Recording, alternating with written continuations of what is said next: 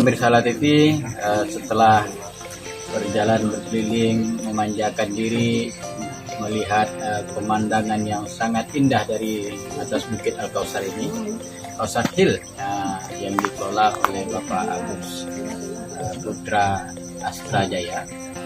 Beliau sengaja mengelola Bukit Kausar Hill ini untuk dijadikan taman wisata agro, untuk memanjakan para wisata yang ingin menikmati pemandangan alam yang luar biasa. Nah, sebentar lagi saya akan coba wawancara beliau untuk kita ketahui konsep secara global tentang taman wisata agro ini. Oke, pemirsa TV, sekarang saya sudah bersama Bapak Agus. Pak Agus, gimana ceritanya Pak Agus bisa mempunyai ide membentuk taman wisata ini? Ya, jadi awalnya cerita awalnya mungkin dari keprihatinan kita masalah ekonomi ya. Masalah ekonomi, kemarin kan kita nih lagi ramai masalah virus nih. Iya. Nah, corona. Jadi gara-gara virus corona kan nganggur. Di rumah makan tidur kan? Ya, akhirnya kita punya ide udahlah.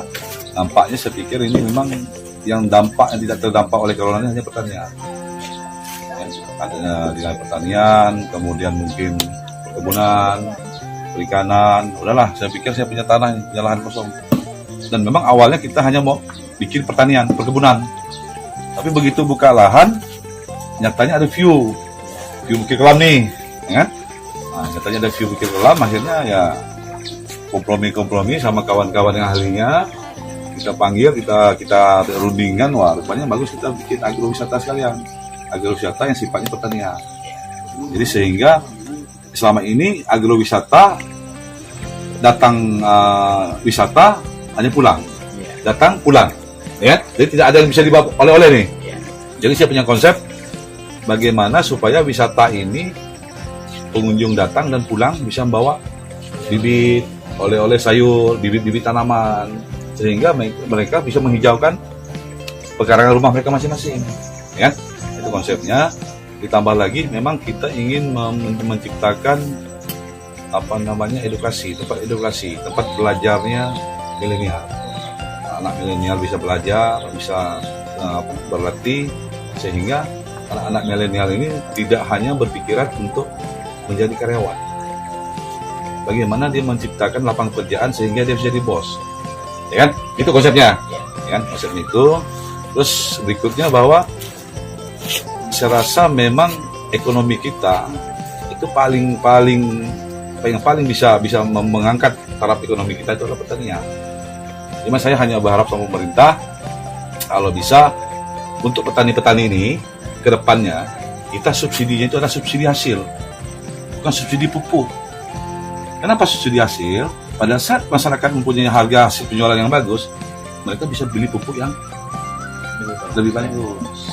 Ya, selama ini sudah adakah kerjasama pemerintah dengan Bapak kegiatan pengelolaan lahan? Ya, jadi untuk hari ini kebetulan yang sekitar untuk menggarap pertanian sayur memang saya ada merekrut dari PPL. Itu pun semuanya masih bentuknya kemitraan, belum secara resmi ya. Karena memang kebetulan PPL ini kan pembina untuk wilayah ini. Jadi memang kebetulan mereka membina wilayah ini, akhirnya mereka saya rekrut untuk sekaligus mengajari petani-petani yang milenial tadi. Nah, untuk secara resminya belum. Dan memang respon pemerintah untuk kita nampaknya sudah mulai dengar ini, sehingga mereka pun pengen untuk bersama-sama. Saya terbuka intinya wisata ini bukan semata-mata untuk bicara ekonomi, bukan semata-mata bicara finansial, tapi lebih kepada untuk melatih edukasi dan mati untuk menciptakan petani-petani milenial tadi.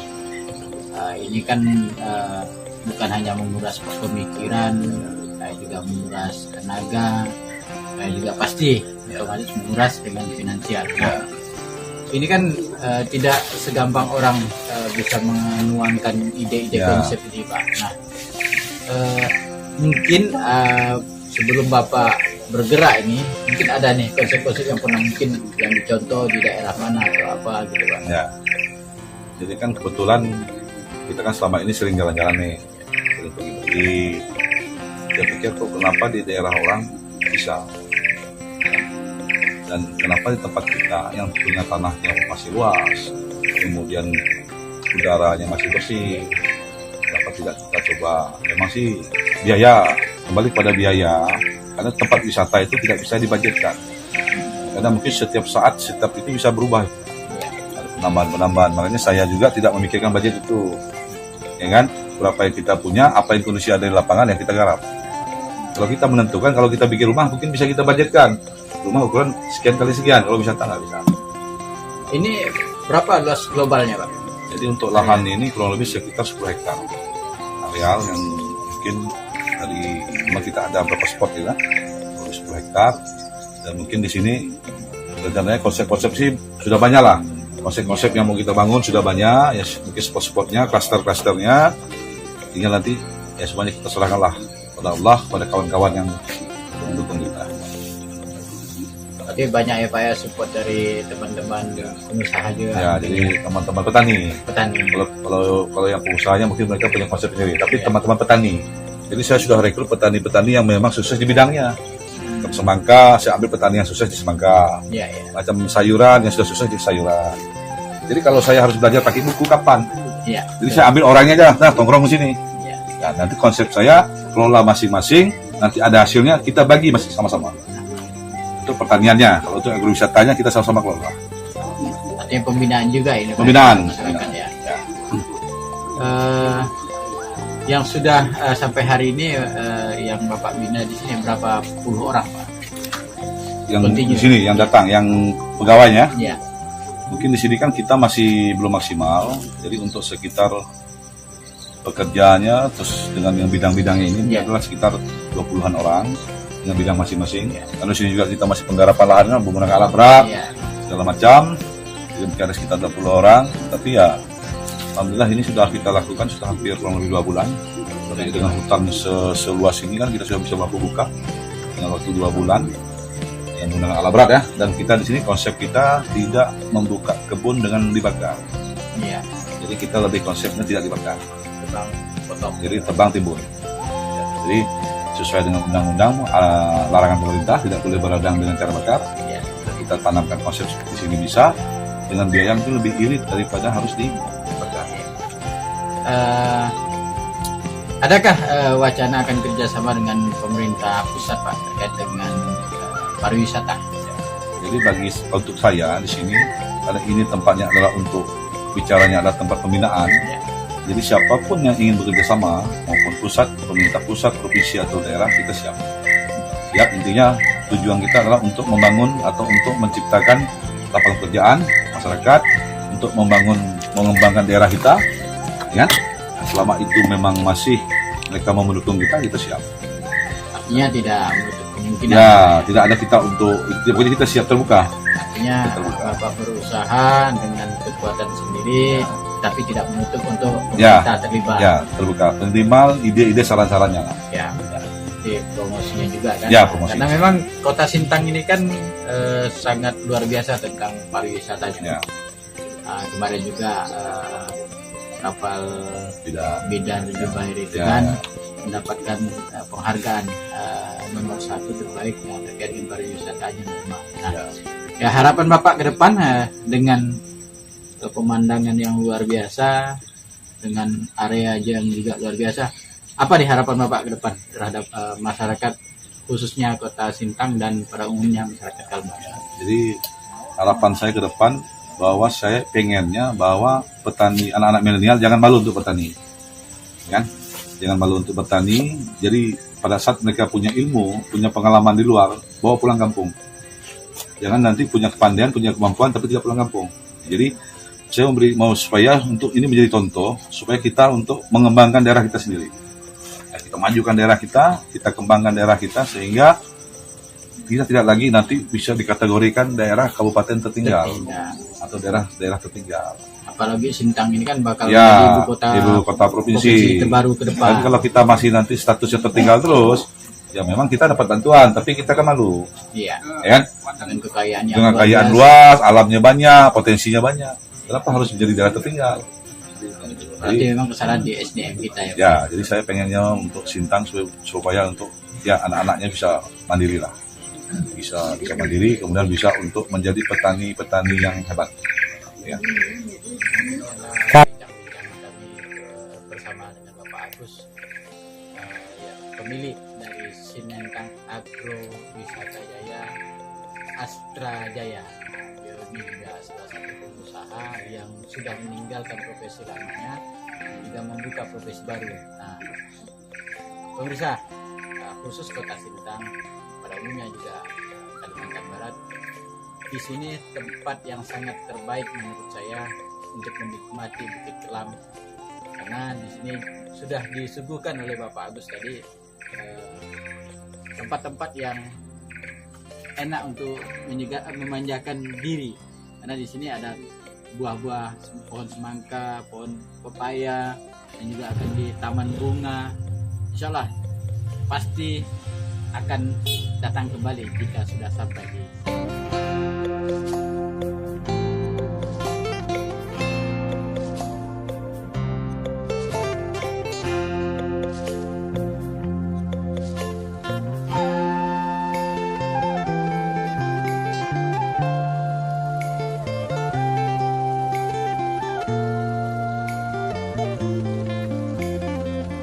Pak Karyono. Sudah berapa lama Bapak bekerja di sini? Kalau di sini kurang lebih 1,5 bulan. Hampir 2 bulanan. Hampir ya. 2 bulanan. Nah, Bapak di sini bekerja di tanaman apa, Pak? Semangka, Semangka ya. Semangka ini dari bibit unggul atau bibit lokal? bibit unggul mas, dari Sapana F1, Berarti yang non biji ya. 6 biji. Terkait pengelolaan, kira-kira berapa lama nih Pak akan panen? Biasanya kita panen itu sekitar 58 hari kita udah panen mas. Udah panen. Iya. Kenapa kan kalau di wisata buah nanti orangnya datang belum panen atau orang datangnya sudah panen kan ini. Jadi kalau kita sudah tahu durasi waktunya kan enak tuh masyarakat datang pas pulang bawa semangka. Iya. Nah, terkait hal itu berapa luas nih Pak yang ditanam semangka Pak? Kebetulan kita ini nanam kurang lebih 6.000 batang ya, sekitar 1 hektar sampai 1,5 hektar lah. Kalau Bapak sendiri Pak di bidang apa Pak? Sama, kita Sama. berdua Sama-sama semangka ya. semangka. Jadi yang sudah tertanam itu 6.000 lebih pohon. 6.000-an ya. Itu satu luasannya 1 hektar. 1 hektar. Itu dari kiri kanan mungkin. Kiri kanan ya. Keliling. Nilai. Kaki bukit. Khusus ditanam di kaki bukit ya supaya dapat view yang bagus. Kita ngambil view-nya yang dari sana.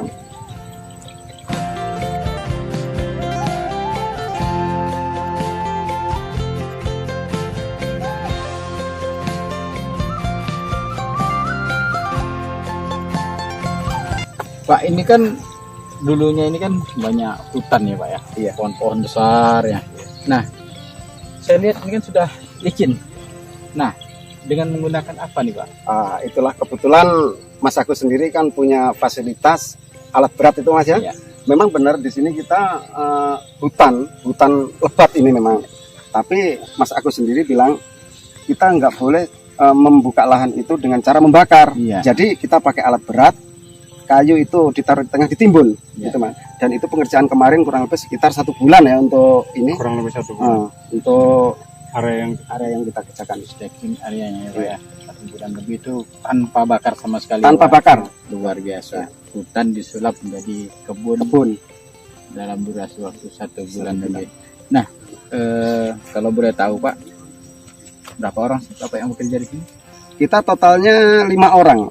Itu khusus semangka. Khusus semangka aja 5 orang.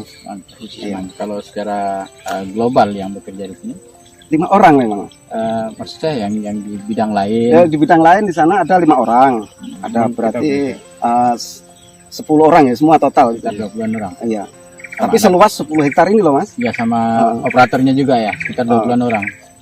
beda lagi. Beda lagi, iya. khusus untuk pertaniannya. Khusus Untuk untuk pertanian, Iya. berarti banyak grupnya ya Pak. Ya? Banyak Pak.